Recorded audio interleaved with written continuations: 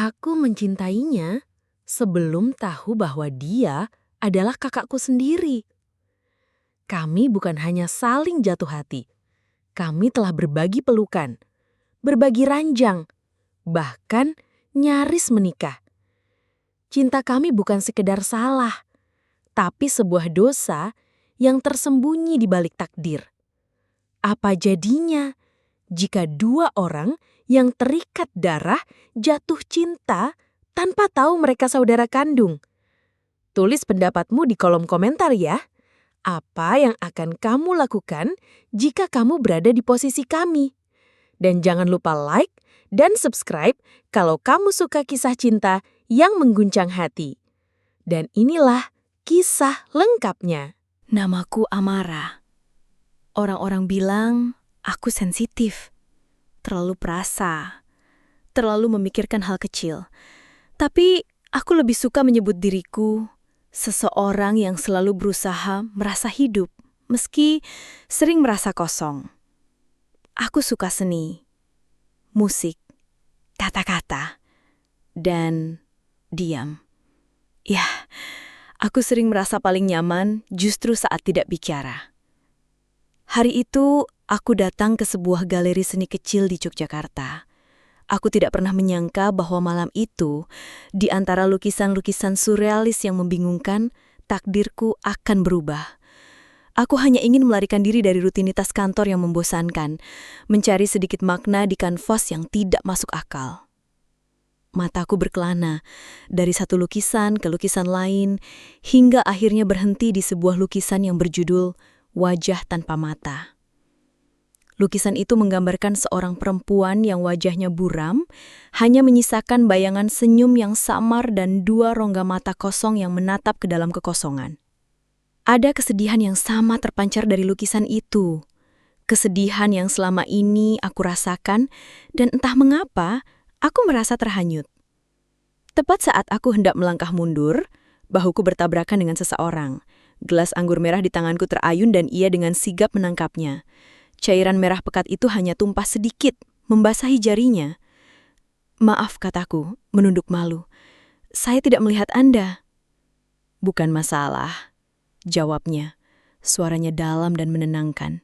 Suara itu begitu akrab, seolah aku pernah mendengarnya dalam mimpi. Aku mendongak dan mataku bertemu dengan matanya. Jeda singkat itu terasa seperti waktu terhenti. Getaran aneh menjalari tubuhku. Bukan getaran karena jatuh cinta pada pandangan pertama, melainkan sensasi yang lebih dalam seperti aku sedang menelusuri kembali sebuah ingatan yang sangat samar, yang sudah lama terbuku. Rasanya seperti aku mengenalnya jauh sebelum aku mengenalnya. "Amara," kataku, mengulurkan tangan. "Rian?" jawabnya, membalas jabat tanganku. Sentuhan tangannya terasa begitu hangat dan akrab. Matanya yang gelap memancarkan ketenangan, tapi di sana aku melihat cerminan kekacauan yang sama dengan yang ada dalam diriku. Kami mulai mengobrol di depan lukisan perempuan tanpa mata itu. Obrolan kami mengalir begitu saja, dari lukisan yang kami tatap, berlanjut ke lukisan lain, lalu tentang seni, hidup, dan mimpi. Rasanya tidak ada lagi orang lain di galeri itu selain kami berdua. Setiap kata yang ia ucapkan terasa seperti balasan atas pertanyaan yang selama ini kusimpan dalam hati. Aku bercerita tentang betapa kosongnya hidupku, dan dia mengangguk seolah memahami setiap kata yang keluar dari bibirku. Kami berbagi cerita tentang ketakutan terbesar kami, tentang impian-impian yang masih malu-malu kami ucapkan. Setiap lelucon yang ia lontarkan membuat tawaku pecah, tulus tanpa dibuat-buat. Kami berjalan dari satu lukisan ke lukisan lain, berbagi pandangan dan interpretasi, seolah kami sedang menelusuri kembali kenangan yang terlupakan.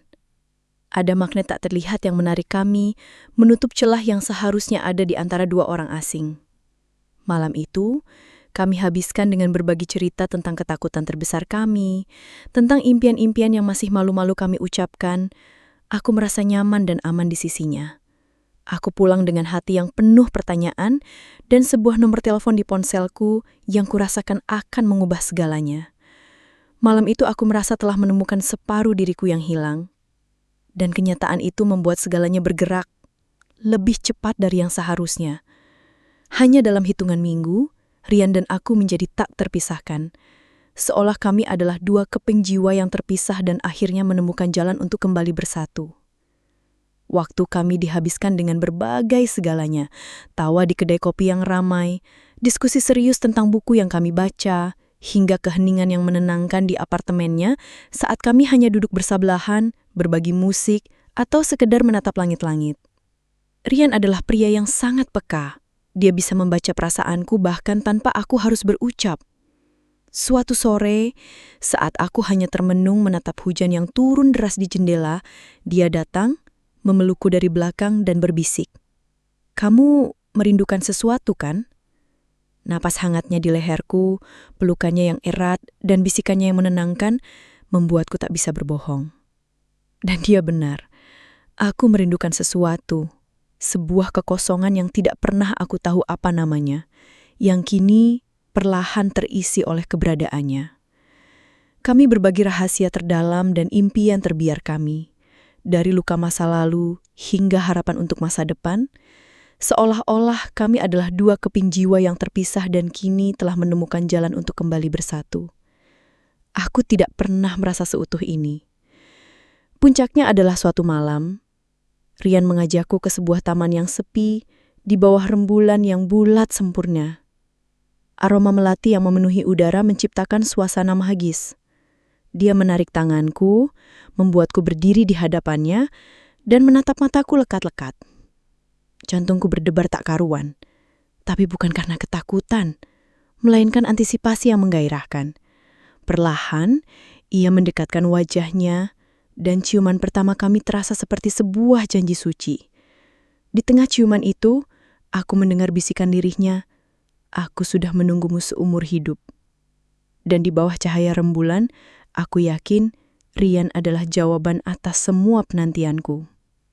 Dan kenyataan itu perlahan-lahan mengubah segalanya menjadi sebuah gelora yang membara. Setelah ciuman pertama di bawah rembulan, kami pindah ke apartemennya yang hangat. Lampu temaram dan alunan musik jazz yang mengalun pelan menciptakan sebuah ruang yang hanya milik kami berdua. Setiap sentuhan kini terasa lebih dari sekedar sentuhan. Setiap pandangan terasa seperti janji yang tak terucap.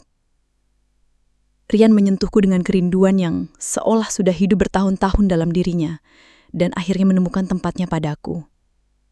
Tangannya menyapu habutku pelan, lalu turun ke wajahku seperti sedang menghafal lekuk yang sudah ia rindukan jauh sebelum kami bertemu. Saat bibir kami kembali bertaut, waktu seperti runtuh.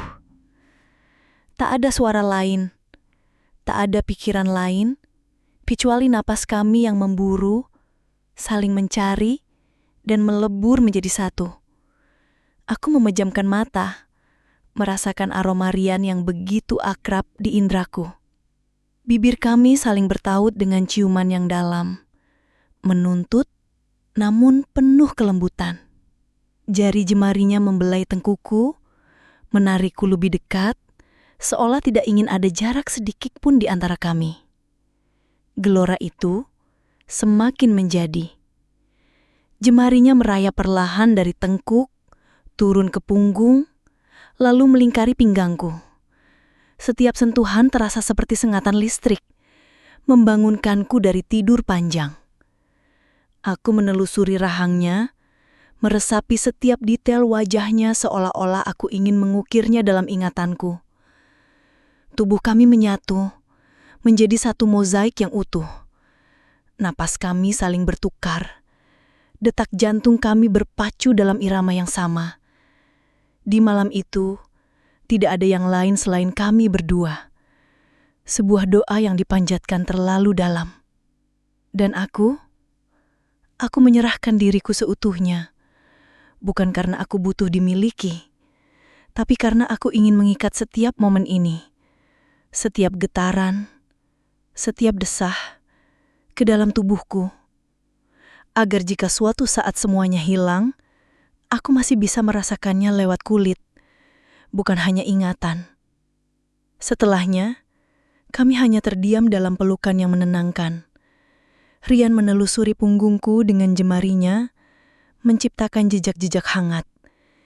Ia mencium keningku dengan ciuman yang begitu lama, penuh makna.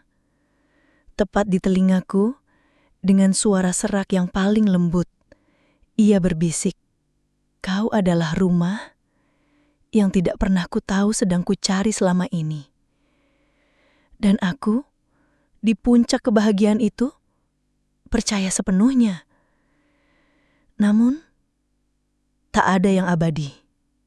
Takdir, seolah cemburu melihat kami, mulai mengirimkan pertanda-pertanda kecil yang perlahan merusak kedamaian kami. Keanehan mulai muncul dari orang yang paling tidak kuduga. Ibuku, dia yang biasanya hangat dan terbuka, kini sering melamun, pandangannya kosong seperti sedang kembali ke masa lalu yang menyakitkan. Setiap kali Rian datang ke rumah, aku akan melihatnya.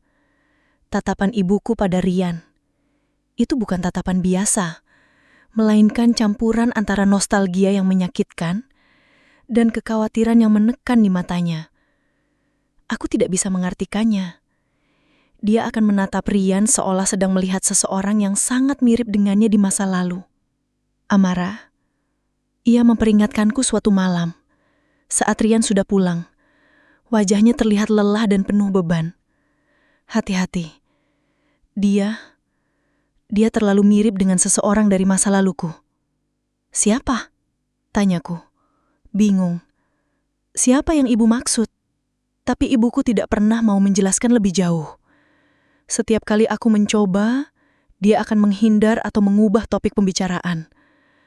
Aku merasa ada dinding yang tiba-tiba berdiri di antara kami. Dan di balik dinding itu, ada sebuah rahasia yang ia sembunyikan. Apakah ada sesuatu yang tidak aku ketahui tentang masa lalu yang kini berusaha merusak kebahagiaanku? Aku mulai merasa tidak nyaman. Aku mulai bertanya-tanya, apakah kebahagiaan yang aku rasakan ini hanyalah sebuah ilusi yang rapuh? Keesokan harinya, kecurigaan itu semakin kuat. Aku mencoba mendekati ibuku lagi. "Bu, tolong beritahu aku, ada apa sebenarnya dengan Rian? Kenapa ibu terus memandangnya seperti itu?" Ibuku hanya menatapku dengan mata yang basah, seolah-olah ia sedang menanggung beban yang terlalu berat untuk dibagi. "Ada hal-hal yang lebih baik tidak kamu ketahui, Amara. Percayalah, ini demi kebaikanmu." Kalimat itu bukannya menenangkanku, justru membuatku semakin gelisah. Apa yang bisa lebih baik daripada mengetahui kebenaran? Aku mulai mencari tahu sendiri. Aku mengamati setiap sudut rumah, mencari petunjuk kecil yang mungkin terlewat. Aku memeriksa laci, lemari, bahkan album foto keluarga yang sudah lama tidak dibuka. Ibuku menyembunyikan sesuatu, dan aku harus tahu apa itu. Kegelisahan itu seperti duri kecil yang menusuk hatiku, merusak setiap momen indahku bersama Rian. Setiap kali aku tertawa bersamanya, setiap kali ia memegang tanganku, bayangan wajah sedih ibuku dan bisikannya yang penuh peringatan selalu muncul di benakku. Kebahagiaanku yang baru saja kutemukan kini terasa rentan, terancam oleh bayangan masa lalu yang tidak kukenal. Aku tidak ingin kehilangan Rian, tapi aku juga tidak bisa mengabaikan perasaan aneh yang terus menghantuiku. Kegelisahan itu seperti duri kecil yang menusuk hatiku, merusak setiap momen indahku bersama Rian. Dan dorongan untuk menemukan kebenaran akhirnya mengalahkan rasa takutku. Suatu sore, saat ibuku sedang keluar, aku tidak membuang waktu. Aku tahu aku harus mencari. Aku tahu ibuku menyembunyikan sesuatu yang penting. Dan foto itu adalah satu-satunya petunjuk yang kumiliki. Dengan tangan gemetar, aku membuka laci meja ibuku yang tak terkunci. Di sana, di bawah tumpukan surat-surat lama, aku menemukannya. Sebuah foto yang buram, usang dimakan waktu. Di foto itu, ibuku terlihat muda dan bahagia, berfoto bersama seorang pria. Jantungku berdebar kencang saat melihat wajah pria itu. Kemiripannya dengan Rian begitu mencolok, seperti pinang dibelah dua. Garis rahangnya, senyumnya yang tipis, Bahkan cara matanya memandang semuanya adalah Rian. Dadaku terasa sesak. Siapa pria ini? Dan mengapa ia begitu mirip dengan kekasihku? Saat ibuku pulang, aku tidak bisa lagi menyembunyikan apa yang kutemukan. Aku menunggunya di ruang tamu, memegang foto itu di tanganku. Saat ia masuk, pandangannya langsung tertuju pada foto itu. Wajahnya langsung memucat, dan ia langsung merebut foto itu dari tanganku. "Dari mana kamu dapat ini?" tanyanya. Suaranya bergetar. "Apa yang ibu sembunyikan? Siapa pria ini, Bu? Mengapa dia begitu mirip dengan Rian?" Ini memicu pertengkaran kami yang begitu hebat. Ibuku tidak mau bicara, hanya menangis dan menggelengkan kepalanya. "Lupakan saja, Amara. Itu hanya masa lalu." "Bagaimana aku bisa melupakannya?"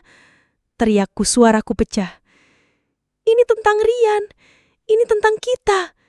Kenapa ibu tidak mau jujur padaku?" Ibuku hanya bisa menatapku dengan tatapan yang penuh penyesalan. Tapi ia tetap membisu. Aku merasa ada dinding yang tiba-tiba berdiri di antara kami. Di balik dinding itu ada sebuah rahasia yang ia sembunyikan. Sebuah rahasia yang kini kurasakan akan menghancurkan kebahagiaanku. Aku tidak ingin kehilangan Rian, tapi aku juga tidak bisa mengabaikan perasaan aneh yang terus menghantuiku. Aku harus menemukan kebenaran, apapun resikonya. Karena itu, saat Rian menyadari kegelisahanku, aku akhirnya menceritakan semuanya. Wajahnya yang biasanya tenang, kini dipenuhi dengan kebingungan dan kekhawatiran. "Jadi, foto itu bukan foto ayahmu?" tanyanya, suaranya pelan. Aku menggeleng. "Aku tidak tahu siapa dia," jawabku, suaraku bergetar. "Tapi wajahnya, itu kamu Rian. Kamu di masa lalu." Alih-alih merasa takut, Rian justru tampak tertarik. Ini aneh. Aku merasa ada kepingan-kepingan puzzle yang belum lengkap dalam diriku. Sejak bertemu denganmu, aku merasa seperti aku telah menemukan sesuatu yang hilang. Kami memutuskan untuk mencari tahu bersama, menyelami masa lalu orang tua kami. Kami menggali arsip-arsip lama, mencari informasi di internet, hingga akhirnya menemukan petunjuk yang mengejutkan. Ibuku dan ayah Rian pernah berada di sebuah panti asuhan yang sama saat remaja. Penemuan itu membuat kami semakin yakin bahwa takdir telah mempertemukan kami. Kami merasa ada benang merah yang sudah ditarik dari lama, mengikat kami berdua dalam satu takdir yang unik. Kami menemukan bahwa kami memiliki kesamaan yang aneh. Cara kami tertawa, kebiasaan kami menaikkan alis saat sedang berpikir, bahkan bintik kecil di telapak tangan kami yang terletak di posisi yang sama. Kami berpelukan erat, merasa semakin kuat menghadapi apapun rahasia yang ada. Kami percaya, misteri ini bukanlah hal yang harus ditakuti, melainkan bukti bahwa kami memang ditakdirkan untuk bersama. Kisah cinta kami yang unik dan penuh misteri terasa lebih istimewa dari yang pernah kubayangkan. Kami percaya bahwa kami adalah bukti nyata bahwa takdir itu ada, dan kami adalah takdir terbaik yang diciptakannya. Keyakinan itu begitu kuat, sehingga kami memutuskan untuk menikah. Bukan sekedar iseng, melainkan sebuah janji suci untuk menyingkirkan semua keraguan dan menantang takdir itu sendiri. Kita sudah menemukan begitu banyak hal tentang masa lalu mereka, tapi semua itu tidak mengubah apapun tentang kita. Aku ingin menikahimu, Amara. Aku ingin menjadikanmu milikku seutuhnya di hadapan semesta. Jantungku berdebar kencang. Itu adalah momen yang selama ini kutunggu. Kami mengumumkan keputusan kami pada orang tua masing-masing. Reaksi mereka jauh dari yang kami bayangkan. Ayah Rian yang biasanya tenang dan berwibawa, hanya terdiam, wajahnya mengerah seperti batu. Ibuku seperti yang sudah kuduga, menangis. Bukan tangisan bahagia, melainkan tangisan yang penuh kesedihan dan ketakutan. Mereka berdua meminta kami untuk bertemu. Suasana makan malam itu adalah yang paling tegang yang pernah kurasakan. Ayah Rian dan ibuku duduk berhadapan, dengan kami di tengah-tengahnya. Tidak ada obrolan ringan, hanya keheningan yang menyesakkan. Tatapan mereka saling beradu, seperti dua orang yang terperangkap dalam kenangan pahit yang sama. "Kalian harus membatalkan pernikahan ini," kata ayah Rian. Suaranya pelan tapi tegas. "Kenapa?" tanyaku, berusaha menahan air mata. "Kami saling mencintai. Kami sudah mencari tahu tentang masa lalu kalian. Kami tahu itu rumit, tapi cinta kami berbeda." Ibuku hanya menggelengkan kepala. Air mata membasahi pipinya. "Kalian tidak mengerti," bisiknya. Suaranya nyaris tak terdengar. "Ada hal-hal yang lebih dalam dari sekedar cinta masa lalu." Rian yang selama ini diam, akhirnya angkat bicara. "Ada apa, Bu? Pak, kenapa kalian begitu menentang? Apa kalian menyembunyikan sesuatu yang lain?" Mereka berdua hanya bisa menatap kami dengan tatapan putus asa. Seolah-olah kami meminta sesuatu yang mustahil. "Kalian terlalu muda, terlalu dini," kata ibuku, mencoba beralasan. Tapi aku tahu, itu bukan alasan yang sebenarnya. Ada ketakutan di matanya. Ketakutan yang begitu nyata hingga membuatku bergidik. Kami meninggalkan pertemuan itu dengan hati hancur. Kebahagiaan yang kami rasakan semalam kini terasa seperti debu. Kami tidak mengerti. Kami merasa marah, frustrasi, dan bingung. Mengapa mereka begitu menentang kebahagiaan kami? Mengapa cinta kami terasa seperti dosa di mata mereka? Pertanyaan itu terus mengiang, membakar amarah dan frustrasi yang menumpuk. Aku dan Rian kembali ke apartemennya dengan hati hancur. Malam itu, kami tidak bisa tidur. Kebahagiaan kami yang baru semalam terasa begitu utuh, kini terasa rapuh, terancam oleh rahasia yang tidak terungkap. Kami memutuskan, ini harus diakhiri. Kami tidak bisa hidup dalam bayangan kecurigaan dan penolakan. Kami harus tahu kebenarannya, apapun resikonya. Keesokan harinya, kami kembali ke rumah. Ibuku sedang duduk di ruang tamu dengan tatapan kosong menatap jendela. Rian duduk di hadapannya, dan aku di sampingnya, memegang tangannya erat-erat. "Bu," Rian memulai. Suaranya pelan tapi tegas. "Kami tidak akan membatalkan pernikahan ini sampai kami tahu alasannya. Apa yang terjadi di antara ibu dan ayahku? Tolong jujur." Ibuku hanya menggelengkan. Air mata kembali membasahi pipinya. "Kalian tidak mengerti. Ini bukan tentang cinta kami. Ini tentang kalian." "Apa salah kami?" teriak Rian. Suaranya pecah. Tidak bisa lagi menahan emosinya. "Kenapa? Kenapa kalian begitu menentang? Apa yang membuat cinta kami begitu salah?" Kata-kata itu menyentuh titik terlemah ibuku. Ia terisak, tangannya gemetar. Tangannya meraih ke leher, menarik sebuah rantai yang selama ini selalu ia sembunyikan di balik bajunya. Di ujung rantai itu, ada sebuah liontin lama berbentuk kunci. Aku melihatnya setiap hari, tapi tidak pernah tahu maknanya. Ibuku meletakkan liontin itu di meja, di antara kami. Mataku terpaku, bukan hanya pada liontin itu, tapi pada sesuatu yang kini kusadari, ada di leher Rian.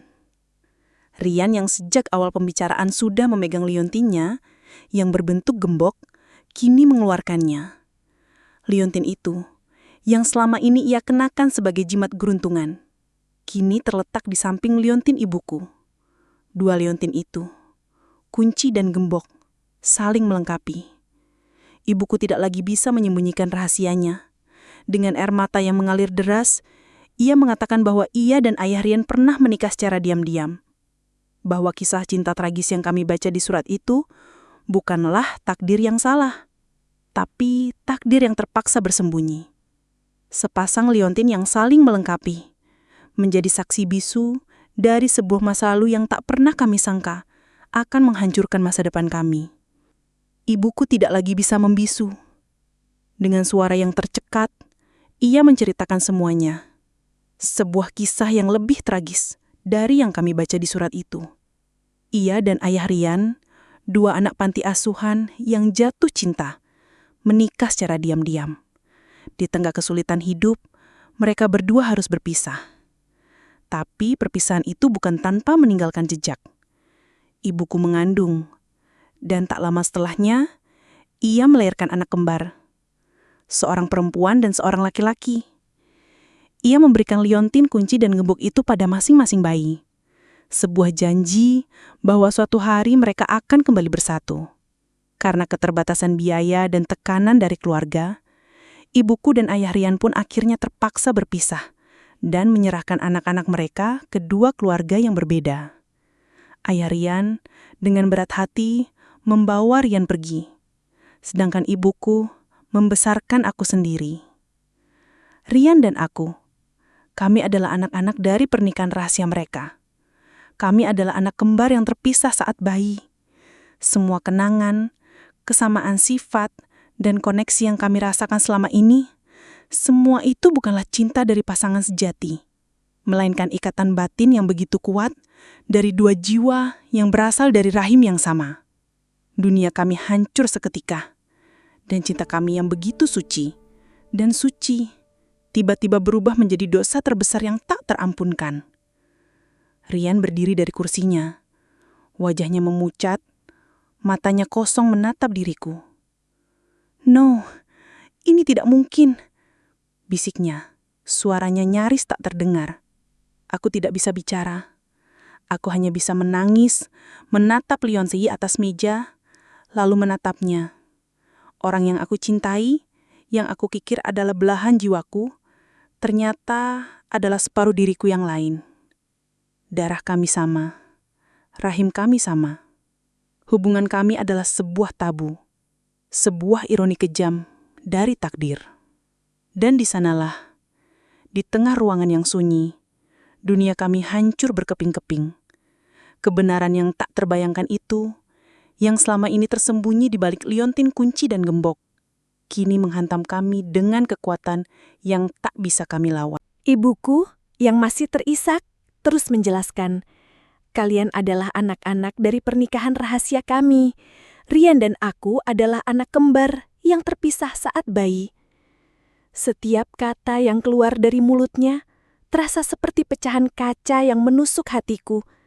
Semua kenangan, kesamaan sifat, dan koneksi yang kami rasakan selama ini, semua itu bukanlah cinta dari pasangan sejati, melainkan ikatan batin yang begitu kuat dari dua jiwa yang berasal dari rahim yang sama.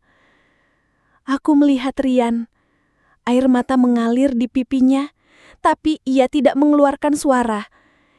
Ia hanya menatapku, matanya yang biasanya penuh kehangatan, kini dipenuhi kekosongan dan kepedihan yang mendalam. Kisah cinta kami yang baru saja tumbuh, kini harus mati. Semuanya terasa begitu salah. Sentuhan yang dulu terasa suci, kini terasa seperti dosa.